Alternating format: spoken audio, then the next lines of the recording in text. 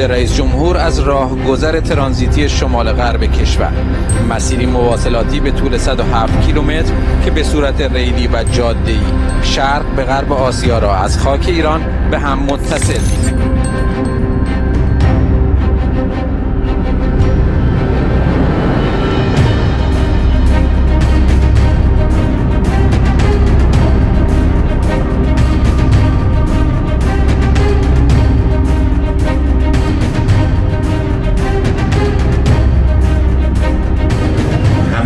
ملی رو نگرانی درست کرده بستگی رو که نتیجهش داره میشه همبستگی که یدالله فوق ایدیه.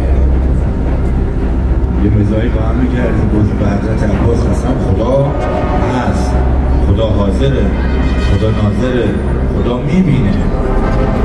خدا میبینه و واقعا این لحظات و این امتحانی که جشن گرفتن مردم به مناسبت سقوط رئیسی دارن فشفشه میزنن. انشالله به واقعیت تبدیل شه.